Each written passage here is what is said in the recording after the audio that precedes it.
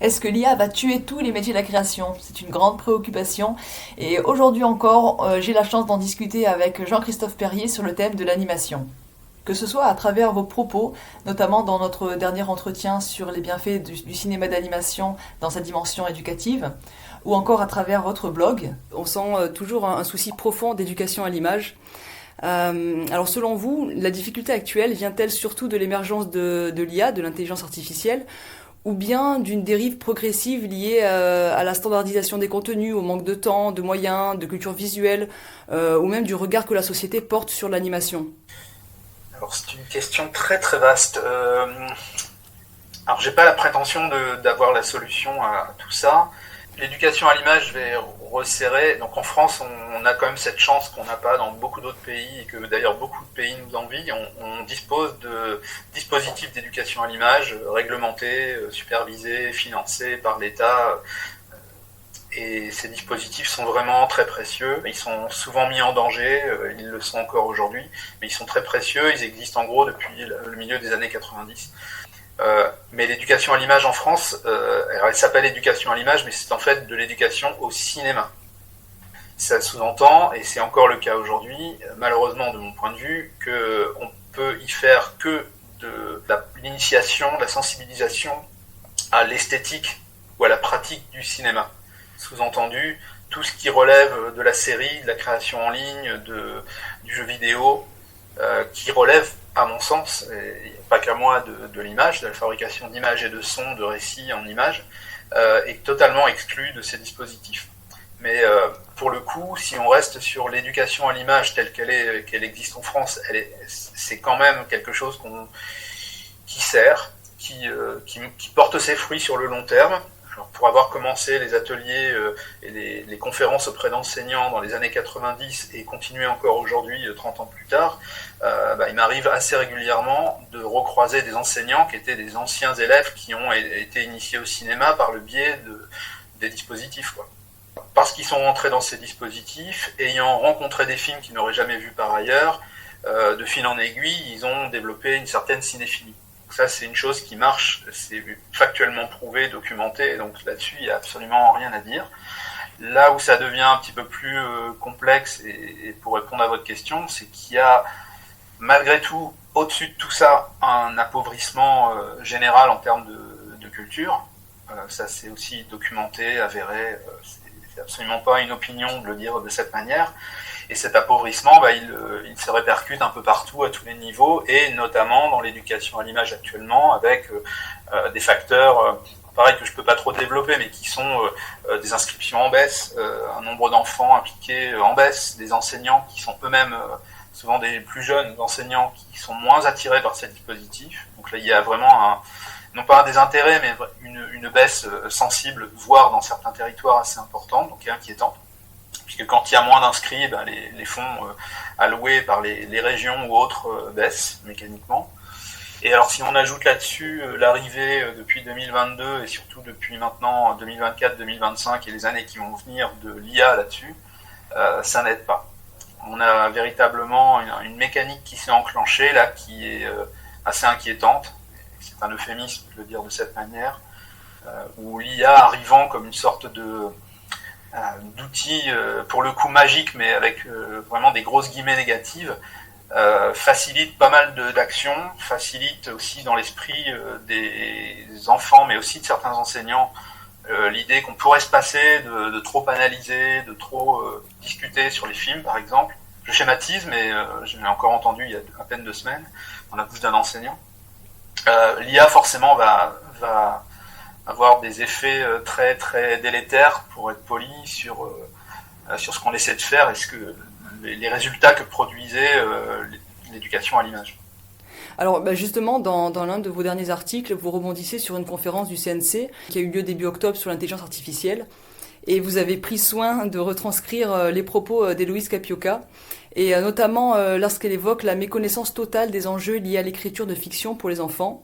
Donc moi j'ai trouvé que c'était une phrase vraiment forte. J'ai moi-même observé en fait ces dernières années un appauvrissement des scénarios de dessins animés ou de films d'animation destinés au jeune public, ainsi qu'une utilisation systématique de la 3D, souvent sans véritable parti pris graphique en fait. Mais ici, Héloïse Capioca soulève un point encore plus sensible, c'est l'IA appliquée à la voix et à la parole.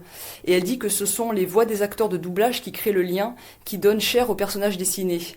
Alors comment expliquez-vous que ce type d'alerte, pourtant fondamentale dans une perspective éducative, soit aujourd'hui si peu entendu? Alors, pareil, il y aurait beaucoup d'explications, beaucoup à dire. Moi, ce qui m'a surtout interpellé dans sa prise de parole, cette scénariste, c'est le fait que ce qu'elle dit, en fait, on le sait depuis très très longtemps. C'est-à-dire que c'est pas nouveau. Je peux prendre un exemple.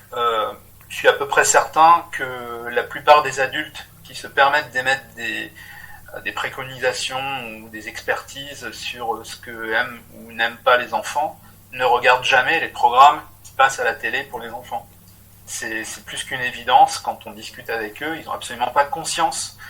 Et donc en fait, la déconsidération pour tout ce qui est produit pour les enfants, elle est flagrante depuis longtemps. J'ai entendu des dizaines de fois que ce soit des producteurs de studios que j'appelle d'animation productiviste, c'est-à-dire qui visent le rendement et non pas la créativité, la création un petit peu plus ou moins artistique. Ces gens parlent de créer des choses, on les balance dans les tuyaux, après ça sort et ça fait du contenu, quoi. Et ça date pas de l'IA, ça date pas d'il y a 10 ans, j'entendais ça déjà dans les années 90 quand j'ai commencé, je pense que c'était déjà flagrant bien avant. Donc c'est un phénomène qui finalement nous ramène à un certain, comment dire, à un certain snobisme des professionnels de l'image qui voient les contenus adressés aux enfants. C'est valable dans la littérature jeunesse, par exemple. On a le même phénomène à différents niveaux, comme des sous-genres, comme des genres moins intéressants à analyser, à étudier. Il y a encore une période assez récente, il y avait très peu de thèses réalisées sur ces secteurs-là, alors qu'en fait, ils existent, ils sont là depuis très longtemps, voire pour certains depuis plus d'un siècle, voire plus. Il a fallu attendre vraiment une période récente avant qu'on s'y intéresse, par exemple dans la recherche universitaire. Et en dépit de tout ça, ça reste encore un phénomène que je pense que c'est ça dont parle cette personne, Héloïse Capioca, dans cette rencontre autour de l'IA au CNC. Elle réagissait notamment au propos de quelqu'un qui avait dit un peu avant dans une conférence, pour les enfants, on est un peu plus négligent sur les contenus qu'on propose parce que eux-mêmes sont moins exigeants. Oui. Et elle réagissait là-dessus, donc en invoquant notamment le doublage, qui est vraiment un élément très pertinent sur la capacité du doubleur à incarner des personnages qui, par définition, en animation, sont totalement imaginaires et désincarnés. Mais avant tout, elle s'intéressait à ce propos et rebondissait là-dessus en disant mais il faut surtout pas laisser des IA produire des choses au prétexte que les enfants seraient moins regardants. C'est en fait tout l'inverse. Les enfants l'expriment pas forcément, mais c'est ça qui les construit. Et si on commence à partir du principe qu'on peut leur donner tout et n'importe quoi pour occuper du temps de cerveau disponible, on va échouer en bout de chaîne à créer des gens un peu plus cultivés et surtout un peu plus critiques de ce qu'ils regardent, quoi. Donc c'était surtout ça qu'elle mettait en avant. Et elle a été la seule à le faire. Et dans des rencontres comme ça, qui sont publiques, très institutionnelles, très jargonnantes, de mon point de vue, ça fait extrêmement bien d'entendre des personnes dire les choses qu'on n'ose pas dire de manière aussi franche. Donc c'est pour ça que j'ai relayé ces propos. Et je pense que je ne suis pas le seul à les avoir relevés au vu de l'impact qu'ils ont eu pour les quelques personnes qui ont fait l'effort de regarder ces captations de cette journée consacrée à l'IA qui pourrait paraître rébarbative et que j'encourage tout le monde à regarder tellement elle est passionnante du début à la fin. En tout cas, merci d'avoir pris le temps de les retranscrire sur votre blog parce que voilà, moi j'ai trouvé vraiment ces mots-là très, très marquants. Et ça fait réfléchir. Et du coup, dans la même veine, que pensez-vous des courts-métrages? Dans le sens où, moi j'ai l'impression que les courts-métrages d'animation, qui sont pourtant d'une richesse incroyable, disparaissent de plus en plus dans l'ombre des grandes productions. Et voilà, selon vous, qui doit rouvrir cette porte vers ces œuvres? Est-ce que les parents ont un rôle à jouer là-dedans, les enseignants, les institutions ou les artistes eux-mêmes? Et qu'est-ce que les enfants y gagneraient? Alors déjà, je dirais que c'est pas qu'une impression, hein. Le court-métrage, il a beau être très riche, et notamment le court-métrage d'animation, il faut savoir que c'est un des types de contenu audiovisuel qui est le plus exporté à l'étranger. C'est pas pour rien, il est vraiment créatif, et bien souvent il est sans dialogue, donc c'est facile à amener à d'autres publics au bout de la planète. Et le court-métrage en tant que format est très peu considéré, il est très peu diffusé. il y a très peu de canaux de diffusion sur les chaînes de télé. Et bien souvent, ces canaux, quand ils existent, c'est le soir très tard. Je pense à Arte notamment. Donc c'est mieux que rien, mais c'est quand même assez peu pour un pan entier de la production d'animation, qui est peut-être un des plus diversifiés et créatifs de toute la production animée en France et dans la plupart des autres pays. Oui. Donc d'abord, s'il y a cette impression que vous exprimez, c'est parce que le court-métrage a très peu de canaux de diffusion. Dans les salles de cinéma, on ne montre pas tant que ça. Ça a été à une époque bien plus, et aujourd'hui c'est encore là, par rapport à d'autres pays où on en montre quasiment plus, mais c'est pas suffisant.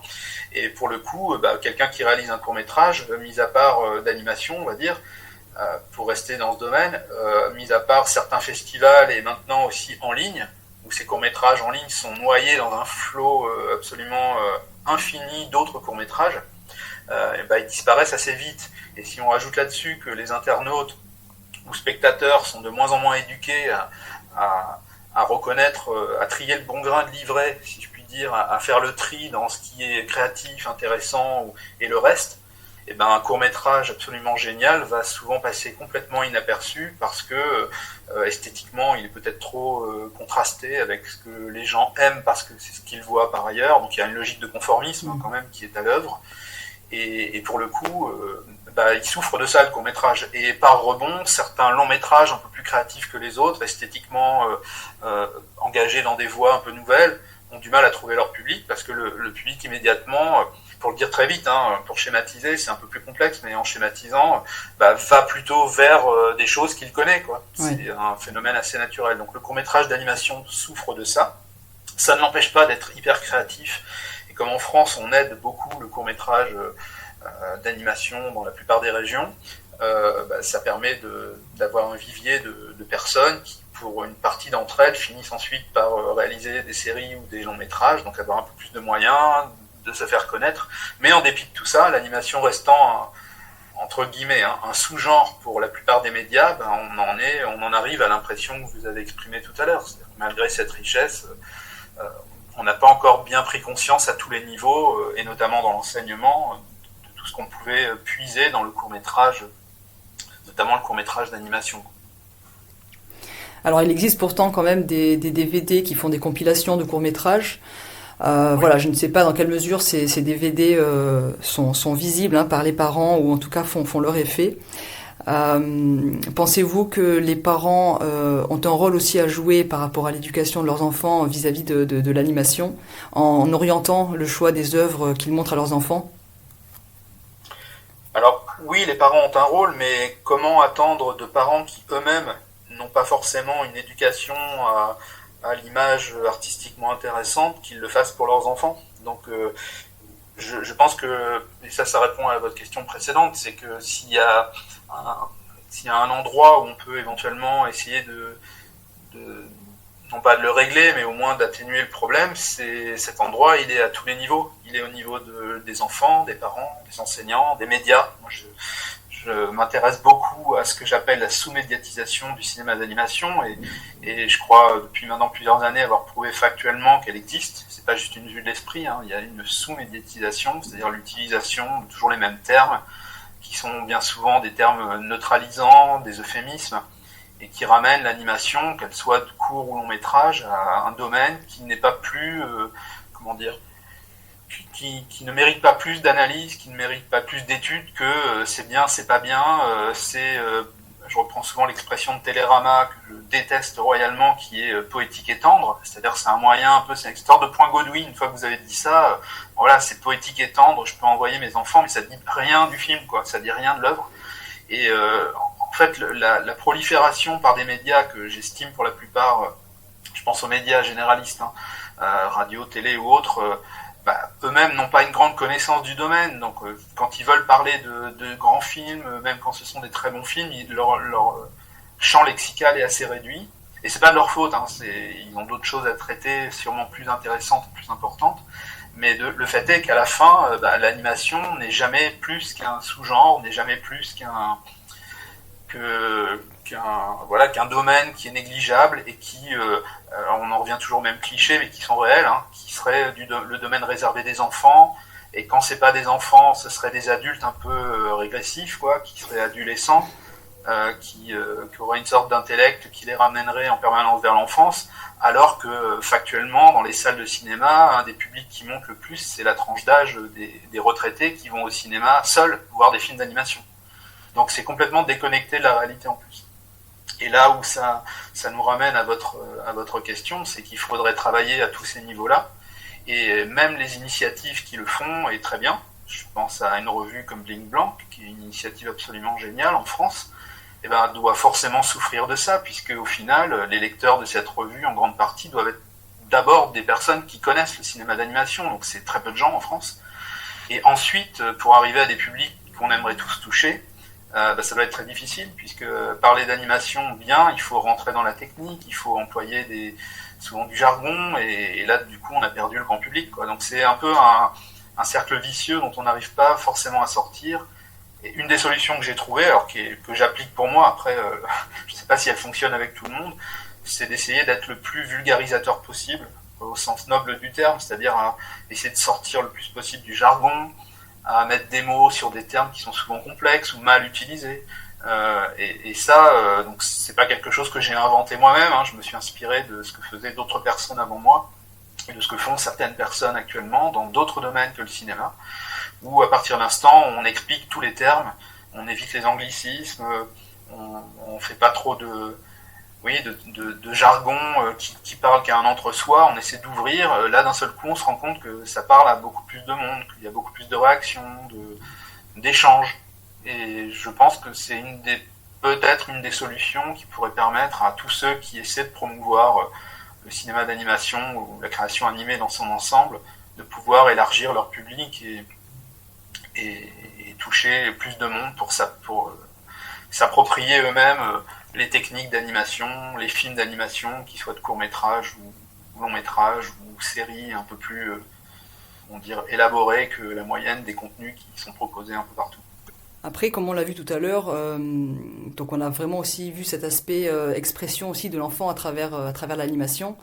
Même si la résultante donc du film d'animation donc réalisé par des adultes, on peut l'imaginer souvent à destination des enfants, il y a derrière un travail de scénario qui est vraiment très élaboré, davantage encore pour les courts-métrages, hein, parce que comme on l'a vu, il y a une originalité assez incroyable.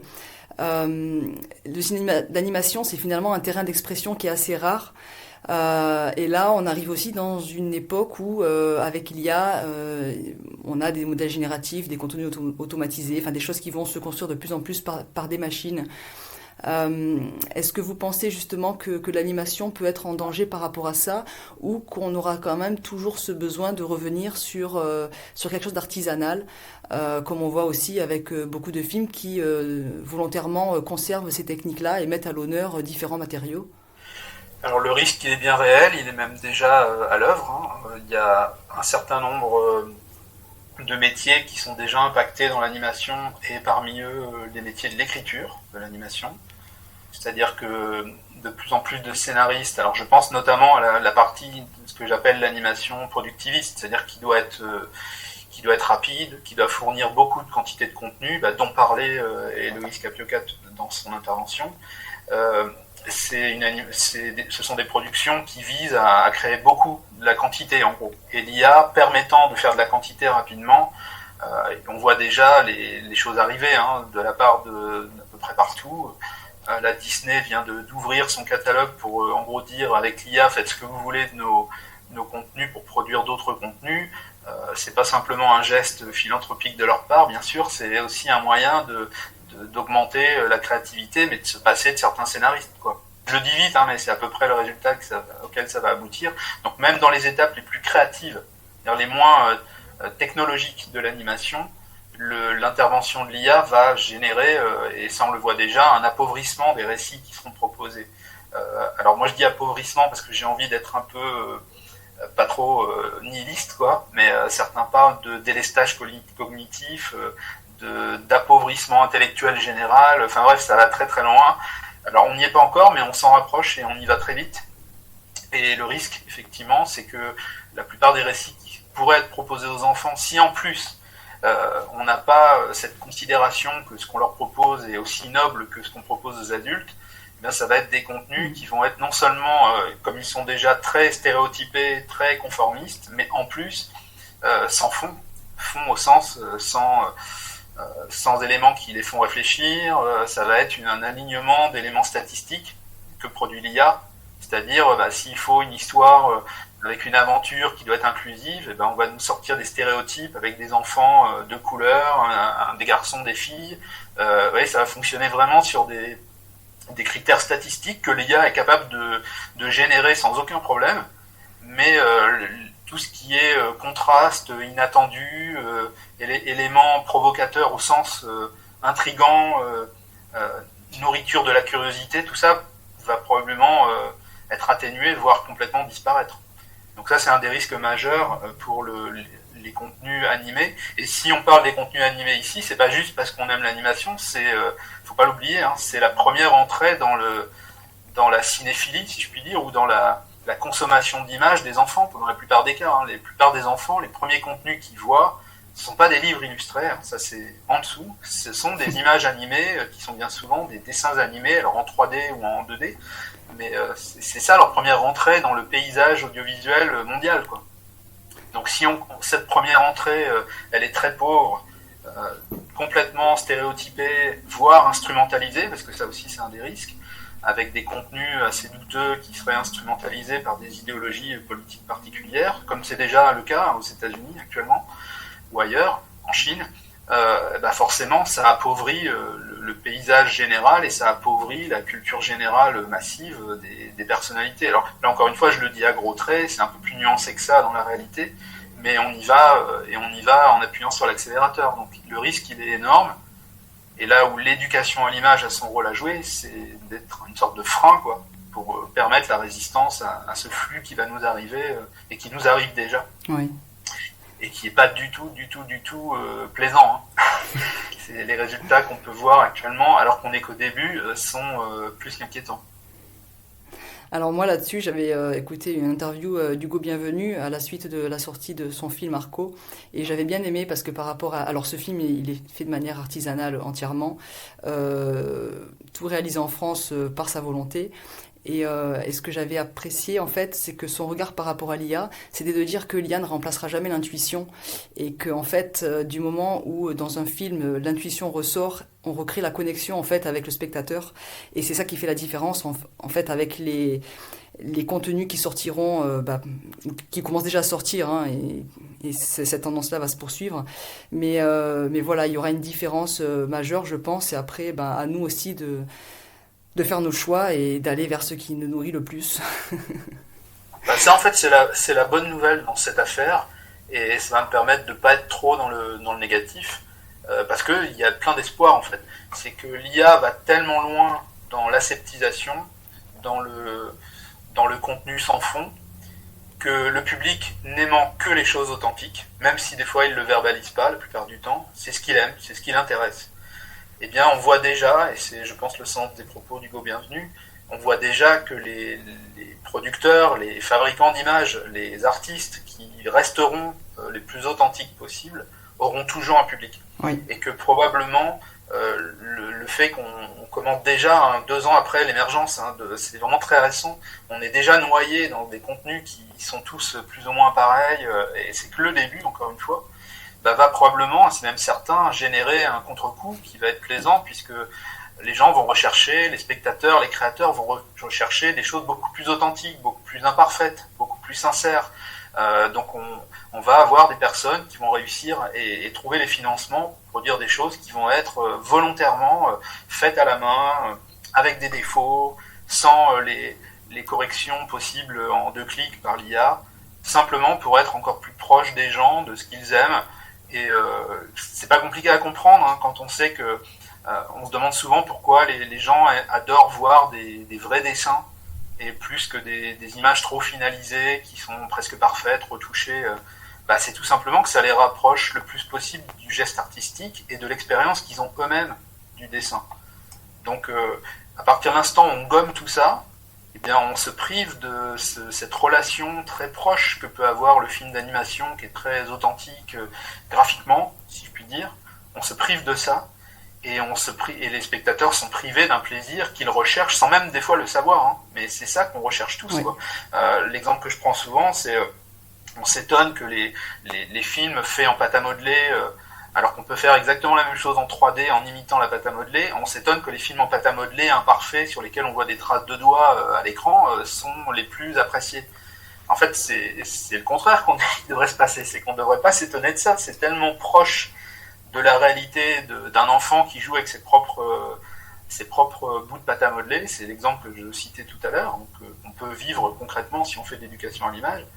En fait, c'est ça qu'on cherche tous, quoi. On a tous envie de voir, d'être proche du geste artistique. Je prends aussi souvent l'exemple des films, mais aussi notamment de son long métrage de Florence Miaille qui s'appelle La Traversée. Ce qui est intéressant dans des longs métrages pareils, c'est qu'on voit des traces de doigts à l'écran de la personne qui utilise ses doigts pour appliquer des touches de peinture. Ouais. Et ça, c'est pas neutre du tout. C'est pas juste un défaut, un artefact qui serait assumé pour des raisons économiques. C'est que on est en prise directe, surtout quand on le voit sur grand écran, avec le geste de l'artiste. Et ça n'a pas de prix. Et ça amplifie, ça magnifie, ça sublime les contenus, les histoires qui sont racontées. Et c'est ça qu'on regrette tous, c'est que trop peu de gens voient ces films et ont accès à cette expérience d'être aussi près du geste artistique. Oui, alors là je vous rejoins totalement. Et en plus ça fait le lien du coup avec l'image qui a ouvert notre interview. Qui est aussi un des passages que je préfère dans l'animation, parce qu'on a vraiment ces gros traits de crayon qui vraiment vont suggérer ce mouvement, puis cette détresse en fait de la princesse. Je trouve que c'est vraiment très fort l'utilisation après de la matière en tant que telle pour exprimer quelque chose. C'est ce que finalement le cinéma d'animation a comme atout. Là, on est vraiment sur le travail de la matière pour exprimer de l'émotion, et moi je suis à chaque fois hyper enthousiasmée et surprise en fait d'arriver à de telles émotions avec la matière. Je ne cache pas mon intérêt pour l'œuvre d'Isao Takahata, qui est très très importante dans ma vie et dans mon parcours. Mais il est clair que quand il se met à faire... Alors il avait avant tenté les choses avec nos voisins les Yamada, en essayant de sortir des canons esthétiques de l'animation japonaise qui sont très tracés, avec des aplats de couleurs bien définis. Là, il s'est mis à aller vers le dessin visible à l'écran, donc le trait esquissé. Ce que faisaient d'autres personnes par ailleurs avant lui, ailleurs, au Canada, en France, en Angleterre, je pense à Joanna Quinn notamment. Mais là, il s'est mis lui à le faire dans une dimension industrielle et surtout à jouer avec ces niveaux de tracé. Effectivement, quand cette séquence arrive dans le conte de la princesse Kaguya, où donc le film est globalement dessiné à la manière d'esquisses aquarellées, mais très propre, et cette séquence, d'un seul coup, les traits sont totalement sauvages, traduisent évidemment, vous l'avez dit, la colère du personnage à ce moment précis où elle va comprendre qu'elle est condamnée, à quoi je ne le dis pas pour que les gens voient le film, mais cette séquence assez courte de colère brute et sauvage, sans quasiment il n'y a pas de dialogue, je crois qu'il y a à peine de la musique, c'est vraiment tout le pouvoir du dessin animé qui est là, c'est-à-dire que même quand les traits sont plus contrôlés, où l'esquisse est plus tenue, ou d'un seul coup tout sent sauvage, là on a accès à un des pouvoirs que je trouve les plus puissants du cinéma d'animation, c'est-à-dire à faire ressentir des choses sans même prononcer un seul mot, grâce à comment dire, la fébrilité d'un trait un peu plus fébrile qu'il ne l'était dans le plan d'avant, quoi. Et cette séquence-là, c'est pour ça que j'ai souhaité utiliser cette image pour me représenter à l'écran, si je puis dire, c'est qu'elle traduit vraiment toute la puissance du cinéma d'animation dans lequel on trouve les dessins animés, qui sont pour moi encore un champ, je suis pas le premier à le dire, mais pour beaucoup, beaucoup pensent que les films de dessins animés ont quasiment tout fait et qu'il n'y a plus rien à faire. Moi, comme beaucoup d'autres, pensons qu'on n'en est qu'à la préhistoire, en fait. On n'a pas encore bien saisi tout le potentiel, et quand on l'aura saisi, on fera des choses qu'on imagine à peine aujourd'hui, et le film de Takahata est une sorte de porte ouverte sur ces perspectives-là. À d'autres égards, il est important, mais alors sur cet aspect-là, il est assez phénoménal. Et on voit qu'il a complètement influencé énormément de cinéastes qui se sont sentis libérés par cette porte ouverte. On pourrait citer Sébastien Lodenbach ou d'autres qui ne sont pas directement inspirés par Takahata, mais qui se sont sentis autorisés, si je puis dire. Je ne parle pas en son nom, évidemment, mais en tout cas, son œuvre parle beaucoup en lien avec le conte de la princesse Kaguya, ils se sont sentis, ces gens-là, autorisés maintenant à casser les codes du dessin animé très, très propre pour ne pas hésiter à ensauvager leurs traits, quoi, si je puis le dire de cette manière. Et ça, c'est vraiment plaisant parce que des traits sauvages, ce sont précisément des traits d'enfants qui ne sont pas finis, qui ne sont pas précis. Et si on se rapproche encore plus d'eux en leur montrant des images qui sont très proches de leur style de dessin, d'un seul coup, on emporte leur adhésion plus facilement, quoi. Et les adultes étant des anciens enfants, et pour certains des enfants permanents, d'un seul coup, on se met dans la poche, si je puis dire, beaucoup plus de public que si on fait des œuvres trop lisses, ce que vous appelez en 3D par exemple, qui a la fâcheuse tendance de tout lisser et de tout rendre propre par la force des choses, quoi. Oui, et justement, c'est ce lien en fait avec l'enfance, je trouve ça génial, et vous l'avez très bien dit, c'est que il y a ce côté film d'animation qui directement nous fait penser à l'enfant, mais souvent ce qui nous plaît dans les films d'animation et ce qui nous connecte avec nous-mêmes finalement, c'est lorsqu'il y a des passages comme ça où en fait ça vient vraiment toucher notre âme profonde parce que ça nous ramène à lorsqu'on était enfant, cette volonté d'expérimenter la vie et donc de toucher à tout, d'expérimenter par le toucher. Un enfant, il commence à prendre un bout de bois et à jouer avec. Et en fait, c'est revenir à ce qu'on a vécu enfant, moi que je trouve vraiment magnifique dans ces films-là. Donc c'est pour ça que j'aime beaucoup moi les films artisanaux, c'est vraiment revenir sur la matière, sur l'expression comme ça, par la matière, par le geste. Et je pense que les gens qui justement ont peut-être un regard un peu entre guillemets condescendant sur les films d'animation peuvent très rapidement comprendre l'apport du film d'animation par ces passages vraiment merveilleux qui nous reconnectent avec nous-mêmes en fait. Je suis complètement d'accord. La bonne nouvelle, c'est que les IA génératives ont une fâcheuse tendance, puisqu'elles sont nourries avec ce genre d'images, à reproduire des images les plus qui visent, en gros, pour le faire simple, le photoréalisme, quelque chose qui se rapproche d'une réalité qu'on connaît déjà. Tous ces contenus-là, en fait, les contenus, à l'inverse, les contenus réalisés plus artisanaux, plus authentiques, plus imparfaits, l'IA est capable de les créer, mais en fait, elle ne le fait pas, puisque c'est pas ce qu'on lui demande à chaque fois. Les commandes qu'on lui passe ne vont pas dans ce sens. Donc, finalement, il y a fort à parier, c'est un horizon possible, qui serait pas du tout étonnant d'ailleurs, c'est qu'il y a une certaine et très rapide lassitude des contenus trop bien faits, en gros, pour le dire vite, qui sont quand même aujourd'hui encore plébiscités par la plupart des publics. Un film d'animation, on le juge d'abord, est-ce que c'est bien fait ou pas, sans même savoir ce que ça veut dire bien fait. Donc en gros, à son esthétique qui serait hyper spectaculaire, impressionnante, très léchée, très élaborée, sophistiquée, alors que finalement, il est très possible que dans les années à venir, les films qui sont les plus plébiscités, je peux reprendre l'exemple de Sébastien Lodenbach avec Linda veut du poulet ou son prochain film, qui va arriver à installer dans le paysage des films qui sont esquissés, qui sont sauvages et qui plaisent. Et probablement ils plairont encore plus parce qu'il y aura cette lassitude des films trop bien faits, trop sophistiqués, qui sont finalement tous les mêmes quelque part, puisque quand on fait des choses très sophistiquées, on formate des esprits, et la plupart des esprits n'étant pas formatables, on cherche toujours à trouver des choses qui sortent des canons habituels. Donc moi j'ai de l'espoir que, je suis pas le seul d'ailleurs, à ce que cette rapidité, cette accélération complètement déraisonnée des contenus produits artificiellement et très sophistiqués lasse considérablement les publics, et que par contraste et effet mécanique inverse, les publics soient de plus en plus intéressés par des choses beaucoup plus authentiques, voire il suffit de voir par exemple les films de Michel Gondry au cinéma actuellement, qu'il fait avec sa fille rapidement et dans une économie de moyens assez dérisoire. Ces films sont pas des succès box-office, mais ils attirent des gens. Ils plaisent énormément, plus beaucoup de films, d'autres films. Donc c'est bien la preuve que c'est pas la sophistication qui devrait être mise en avant. Et c'est, encore une fois, je reviens aux médias, c'est ça leur boussole. C'est un film, s'il est pas beau, esthétiquement spectaculaire ou autre, bien souvent il passe à la trappe, quoi. On ne sait pas comment en parler, et bien souvent on le rejette. Je schématise une fois de plus.